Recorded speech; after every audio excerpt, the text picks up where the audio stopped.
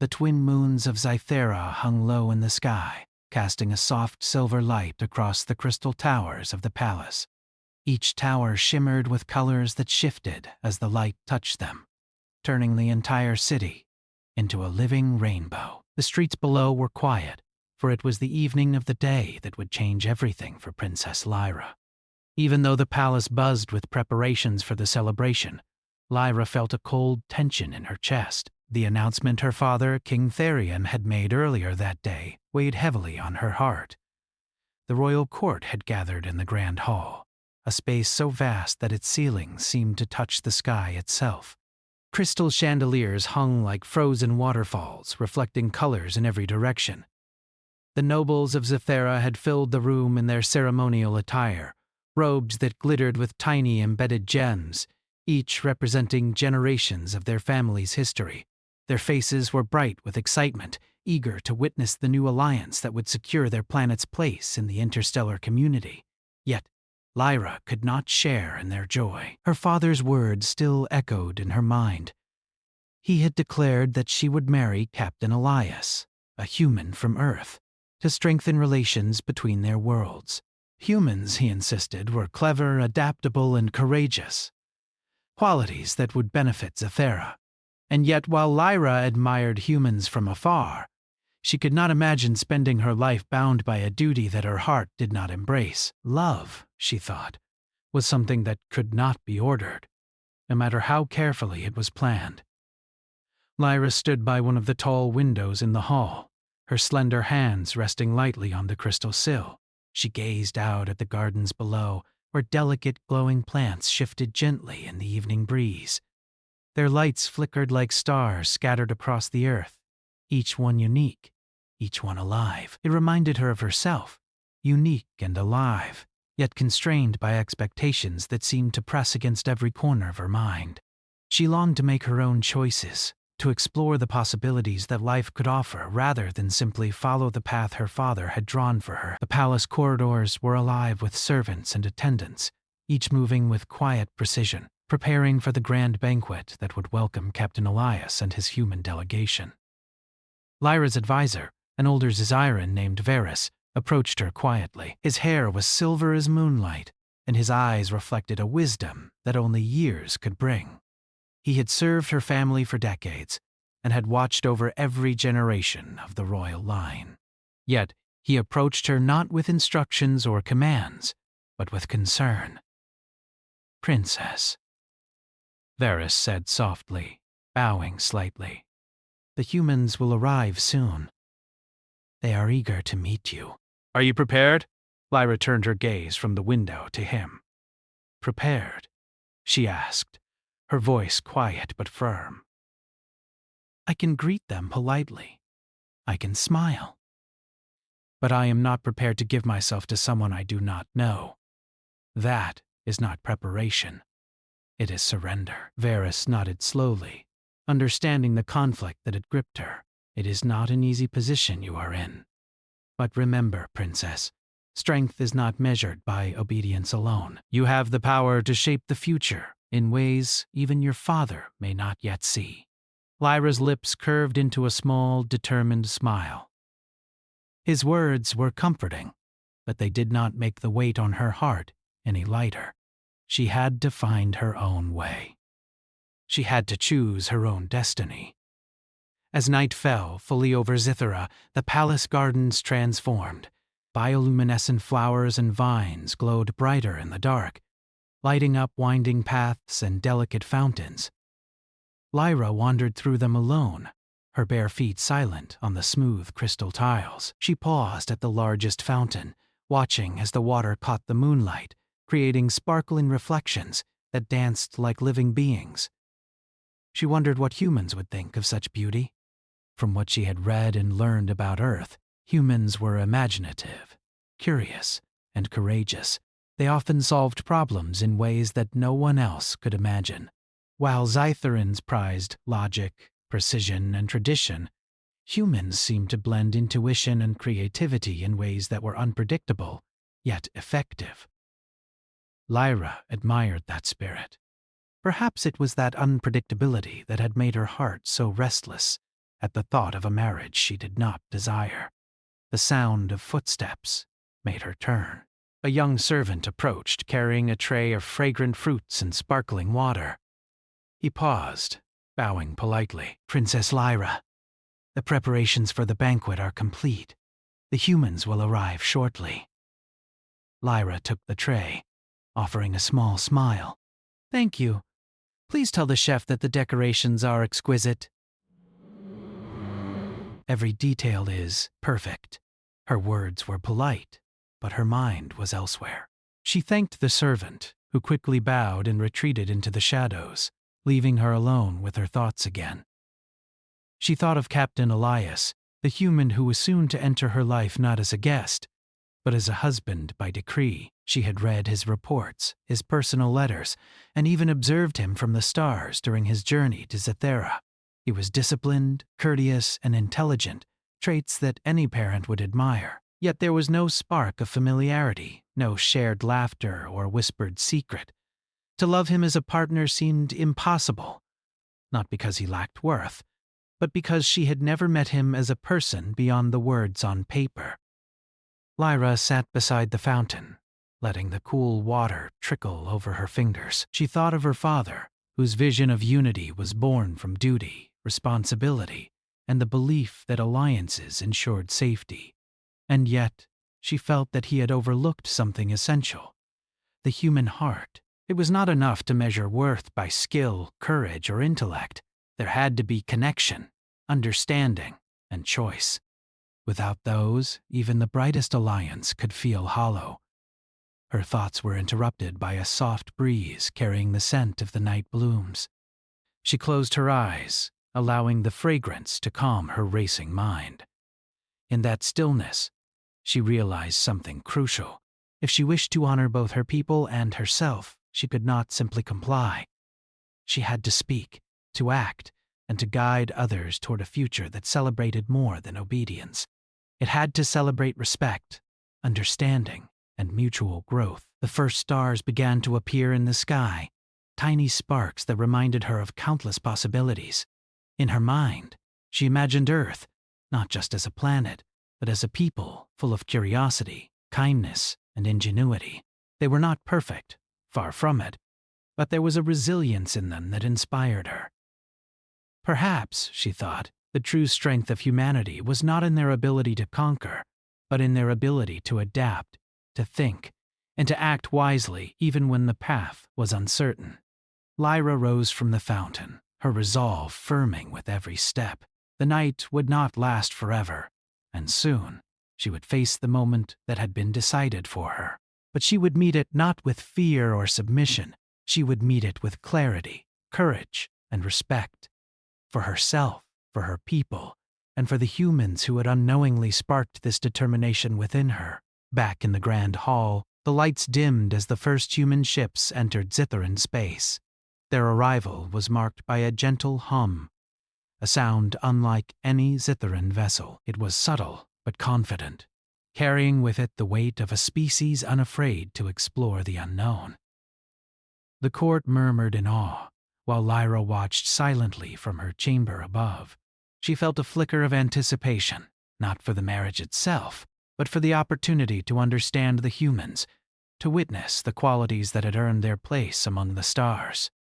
As the night deepened, Lyra sat by her window once more, her reflection mirrored in the glass. She saw a young woman caught between duty and desire, tradition and choice. Yet in her eyes, there was determination, a quiet fire that would not be extinguished. She knew the coming days would test her in ways she could not yet predict, but she also knew that whatever challenges awaited, she would face them with courage. For Lyra understood something that her father in all his wisdom had not yet fully realized. Strength was not measured by obedience or sacrifice alone. True strength came from the power to choose, to honor one's heart while respecting the hearts of others. And in that moment, as the twin moons shone down upon her, Lyra vowed that she would never let fear dictate her actions. She would be the author of her own destiny, and in doing so, she would shape a future where humans and Zitharans alike could stand together, not out of obligation, but out of mutual respect and admiration. The palace was quiet now, save for the gentle hum of the arriving ships and the soft rustle of night winds through the gardens. Lyra felt a sense of calm settle over her, not because the challenge ahead was gone, but because she had embraced her own strength. She understood that the next day, when Captain Elias finally stepped into her world, would be pivotal.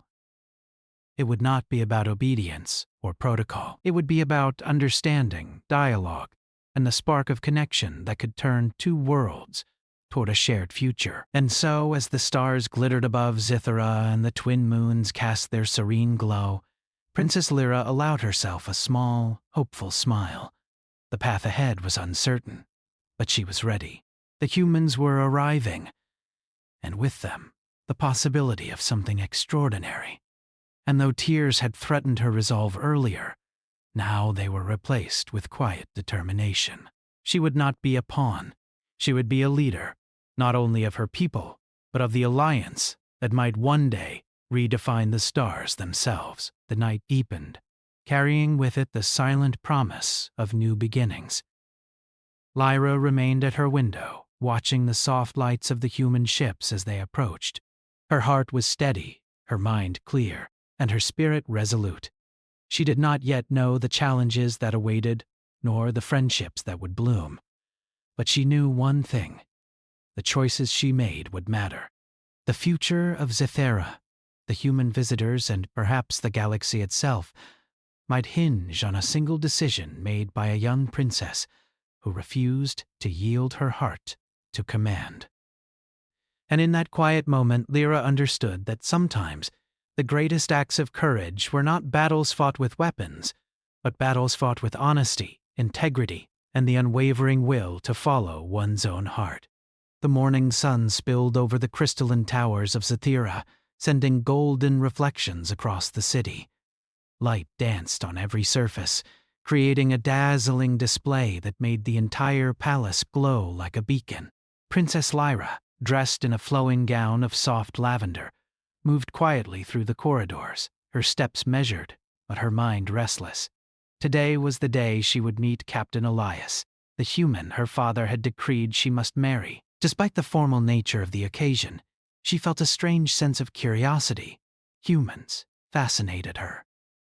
Their unpredictable nature and boldness were unlike anything she had ever known in Zithara. The human delegation had arrived the night before, and the palace had been filled with the gentle hum of their ships.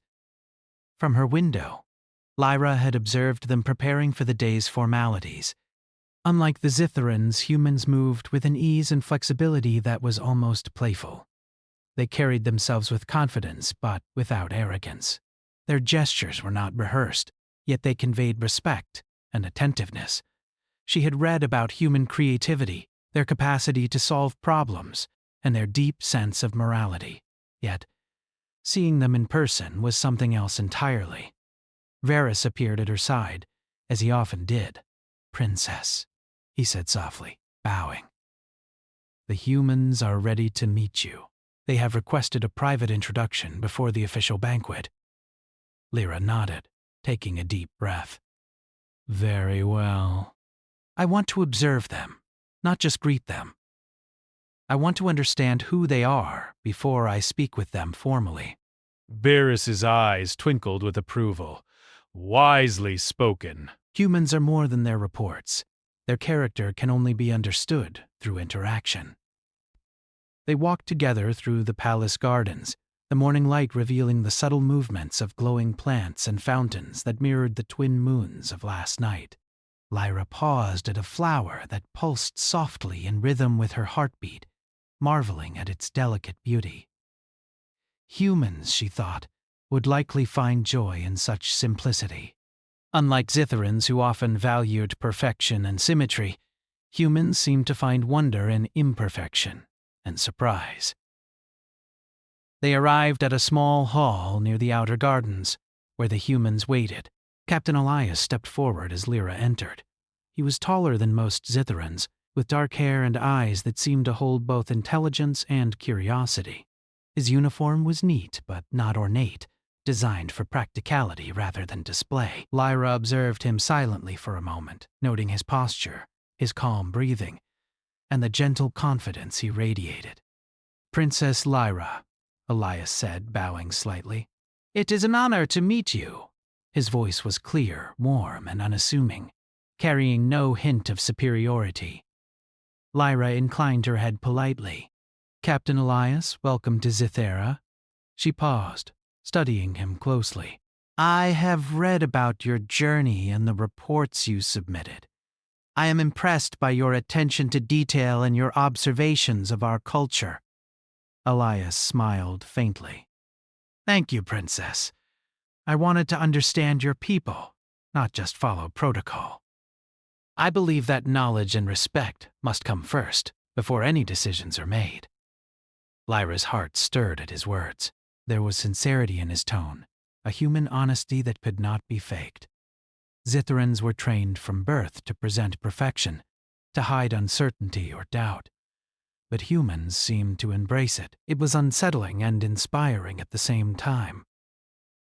They walked together through the hall, conversing quietly. Lyra asked about Earth, about his experiences, and about how humans approached challenges. Elias spoke of their cities, their inventions, and their struggles. He described how humans often solved problems by combining logic with creativity, intuition with experimentation.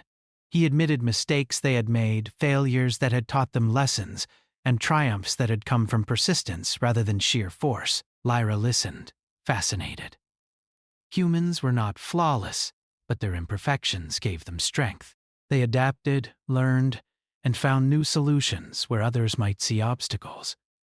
She realized that this adaptability was what made them formidable allies and remarkable beings in their own right.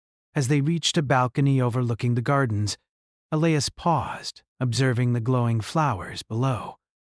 "Your world is extraordinary," he said. "I have seen many planets, but Zithera is alive in a way I cannot fully explain. Even the smallest details seem connected to everything else. It is beautiful." Lyra smiled softly. "It is. And yet, beauty alone does not guide us. We must make choices, difficult choices, that affect entire worlds. Sometimes those choices are not easy, even when they seem necessary." Elias nodded, his gaze thoughtful. "I understand. On Earth, we face similar dilemmas. Often the right choice is not the easiest, and sometimes the most important choices are the ones that honor both principle and heart." Lyra felt a flicker of respect for him. In just a few minutes, she had recognized a quality in him that many Zitherans lacked, the ability to balance duty with conscience. He did not seek to impress or manipulate.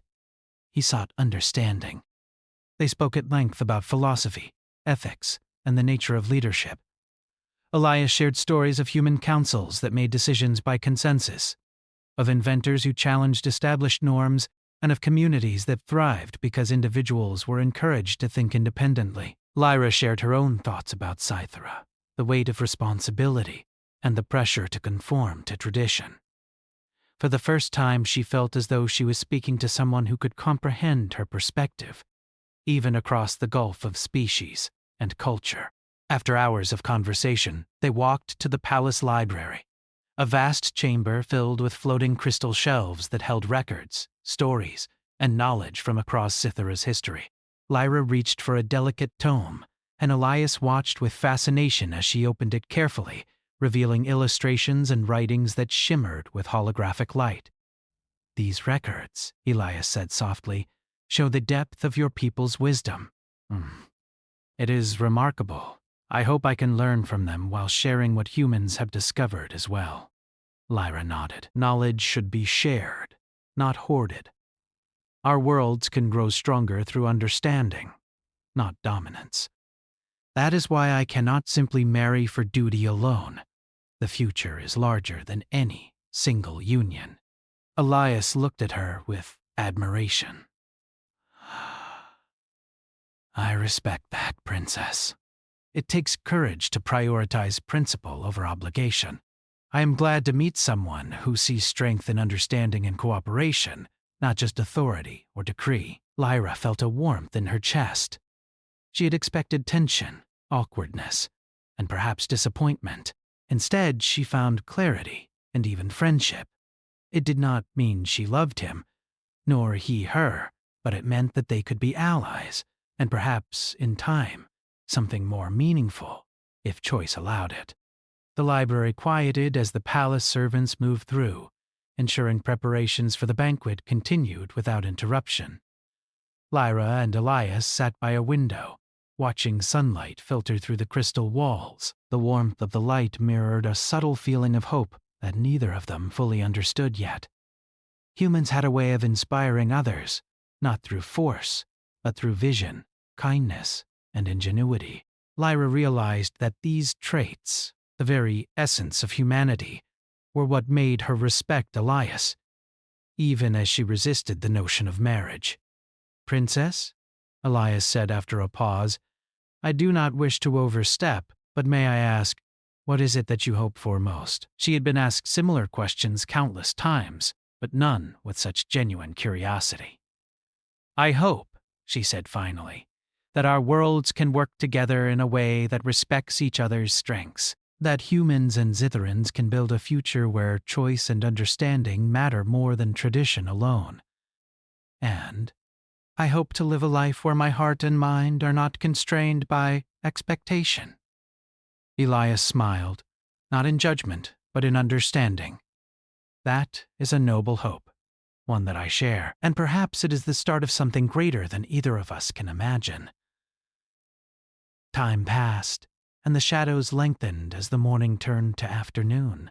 Lyra walked with Elias through the gardens once more, observing how he interacted with the flora and fauna, asking questions about the glowing plants, the fountains, and even the soft hum of Zitharan air currents. He moved with curiosity, touching nothing without permission, but always eager to learn. It reminded Lyra of why humans could be extraordinary allies, not because they sought power, but because they sought understanding. They paused by a small pond where floating crystal lilies reflected the sunlight. Elias knelt briefly, observing the way light passed through the water. "Humans have a saying," he said, "that even the smallest details can teach the greatest lessons. Your world demonstrates that perfectly." Lyra smiled. "And humans often see lessons in ways we would never expect. That is what makes you unpredictable, yes, but also remarkable. I can see why my father respects you." Elias looked at her with quiet sincerity. "I hope that even if you reject the marriage, we can find a path to cooperation, not just for duty, but because it is right, because both our people can benefit from trust and respect." Lyra's heart lifted. It was more than she had expected. The humans were not here simply to obey Zitharan protocol. They were here to learn, to share, and to grow together. And in that she saw hope for a future she could support, even if it meant standing against her father's command. As the afternoon deepened, Varys returned to remind Lyra of the banquet's beginning. "Princess, it is time," he said gently. "The humans are prepared, and the court awaits your presence." Lyra took a deep breath, glancing at Elias. "Thank you for your patience," she said. "I look forward to our continued discussions, Captain. There is much I wish to learn from you, and I hope we can understand each other beyond formalities." Elias bowed slightly. "The feeling is mutual, Princess. Let us approach the banquet with open minds. The ceremony may begin, but true understanding does not wait for pomp or protocol." As they entered the grand hall together, Lyra felt a quiet strength settle within her. Today, she realized, was not about marriage or duty. It was about the beginning of something far more important, the possibility that humans and Zitherans could build a connection rooted in mutual respect, curiosity, and wisdom. And in that connection, she saw a reflection of what it meant to be human at their best, courageous, compassionate, and unafraid to think beyond boundaries.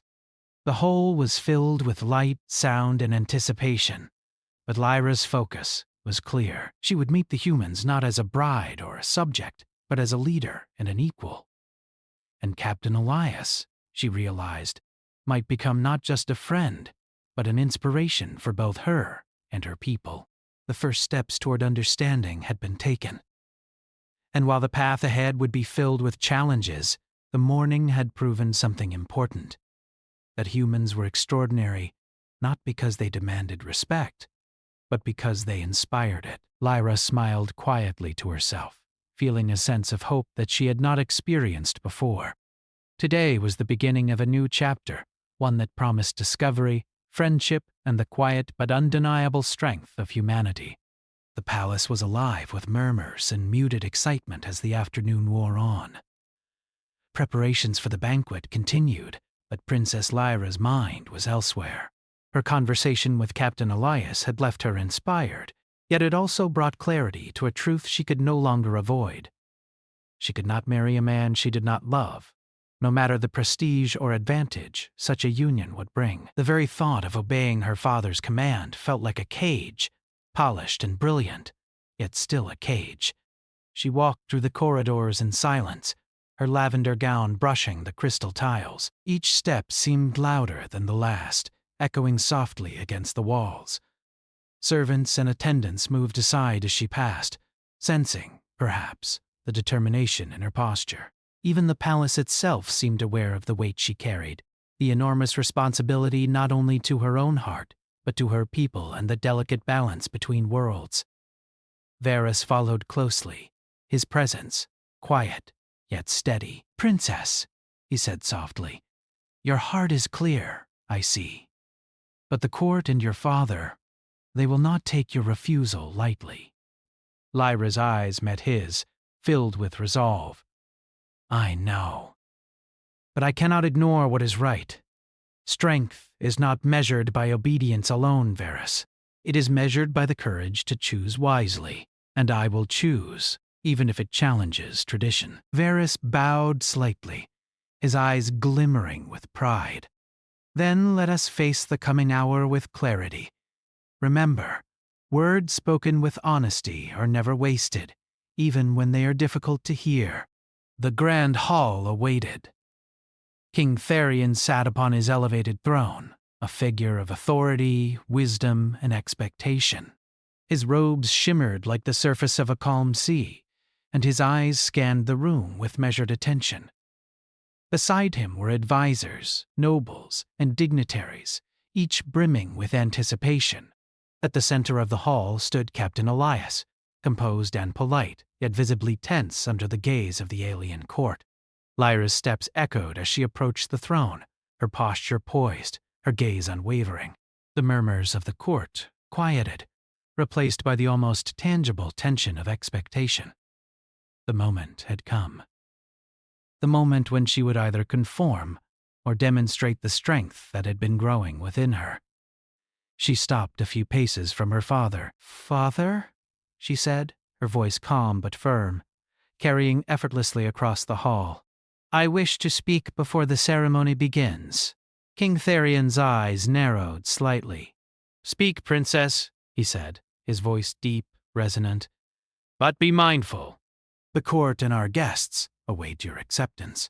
Lyra met his gaze without hesitation. "I cannot accept the marriage you have arranged," she said, each word deliberate, measured.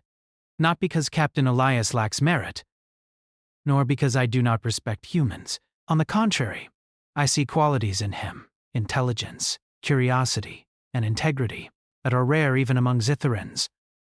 But I cannot give myself in a union dictated solely by duty." A gasp rippled through the hall. Some nobles whispered to one another, clearly shocked by her defiance. Yet Lyra remained composed, her eyes calm, her voice unwavering. King Tharion leaned forward, his expression a mixture of surprise, concern, and authority. "Princess, this is not a simple matter of preference. Your marriage to Captain Elias would secure an alliance that could benefit Zithera for generations." "How can you refuse such a duty?" Lyra drew a deep breath. "Strength is not in submission to expectation, Father. Strength is in understanding, in making choices that honor both our people and our own principles. I cannot marry someone I do not love, Nor can I allow our alliance to be built solely on obligation. There is another way, one that respects both Zytherans and humans, one that allows us to work together without sacrificing choice. The hall fell silent. Even the advisors seemed unsure how to respond. King Tharion's face softened slightly, though his eyes still held authority. And what would you propose, Princess? Lyra stepped forward, feeling the weight of her words, the responsibility of her position. I propose a partnership built on knowledge, collaboration, and mutual respect. Let humans and Zytherans share ideas, science, art, and culture. Let us work together, not through force or obligation, but through understanding and cooperation. Let our worlds learn from each other and grow stronger together. She turned her gaze toward Captain Elias. You have shown me that humans are capable of ingenuity, compassion, and insight. These qualities are extraordinary, and they should be valued not through marriage alone, but through collaboration, dialogue, and trust. I wish to honor that, Father, as well as the hearts of both our peoples. Elias bowed slightly, his expression steady and sincere. Princess Lyra speaks wisely, he said. I did not come here to demand alliance through marriage. I came to learn, to share, and to build understanding. If this is a path we can take together, I will gladly follow it. Lyra felt a flicker of relief, his words aligned with her vision. Humans, she realized, were not here as conquerors or subjects. They were here to create, to inspire, and to prove that intelligence and integrity could bridge even the widest gaps between worlds. King Tharion regarded both of them carefully, his mind weighing centuries of tradition against the wisdom before him. You speak boldly, Princess, he said finally, and your words are not without merit. Yet the court and the people of Zythera must see value in this alternative path. How do you propose to demonstrate that your choice is not defiance, but vision? Lyra took a deep breath. We begin with projects that benefit both worlds. Humans will contribute ideas, skills, and perspectives. Zytherans will share knowledge, experience, and resources. Together we will solve problems, explore innovations, and create something that no single world could achieve alone. Let this partnership be proof that respect, curiosity, and collaboration are stronger than obligation alone. The court murmured, some in disbelief, others in quiet admiration. A few nobles exchanged glances, considering the possibility that a new path could indeed be viable. King Tharion remained silent for a moment, the weight of his daughter's words sinking in. Finally, he spoke. Very well, Princess. You have chosen a bold path. One that requires patience, wisdom, and courage. Let this banquet serve not as a ceremony of marriage, but as the beginning of a dialogue, a demonstration of the partnership you envision. We shall see whether your proposal can bring honor and prosperity to Zythera. Relief washed over Lyra, though it was tempered by the understanding that the true work had only begun. She had faced the court, spoken her truth, and refused a path she could not follow. Yet now, she would need to guide her people, and perhaps even Elias, toward the future she envisioned. The banquet commenced, and the grand hall transformed from a place of tension into one of curiosity and engagement. Humans and Zytherans exchanged stories, ideas, and observations. Artists demonstrated techniques, scientists shared discoveries, and diplomats explored possibilities beyond the usual constraints of protocol. Lyra moved among them with grace and confidence, guiding conversations, encouraging dialogue, and observing the interactions with keen interest. She noticed how humans adapted quickly to Zytheran customs, not by imitation, but by thoughtful observation. They asked questions, experimented with new approaches, and offered insights that challenged long-held assumptions. Zytherans, accustomed to rigid procedure, were intrigued and sometimes even delighted by their ingenuity. Captain Elias remained by her side for much of the banquet, discussing innovations in communication systems, energy generation, and environmental sustainability. Lyra marveled at how he could think creatively, yet always with respect for tradition. Humans, she realized, had a unique way of blending imagination with practicality, a combination that could enrich both their worlds. As the sun dipped behind the crystal towers, casting long shadows across the city, Lyra stepped onto a balcony to catch her breath. The soft glow of the evening lights reflected off the fountains and gardens below, creating a serene backdrop for contemplation. Elias joined her quietly, leaning on the railing as he gazed at the view. "You were remarkable today," he said softly. Not many would have the courage to speak so openly in the presence of their father and the court. Lyra smiled faintly. "It was necessary. I could not compromise my principles even for the sake of diplomacy." Strength is not in blind obedience, Captain. It is in choosing wisely, even when the consequences are uncertain. Elias nodded, his eyes thoughtful. "And yet you did not speak out of anger or defiance. You spoke with clarity and vision. That is what makes you extraordinary." Lyra felt warmth at his words, though she reminded herself that this was not about personal approval. It was about creating a foundation for understanding, respect, and growth. "I hope," she said quietly, "that humans and Zitherans can work together as equals, that this partnership will be built on trust, curiosity, and shared knowledge, rather than duty alone."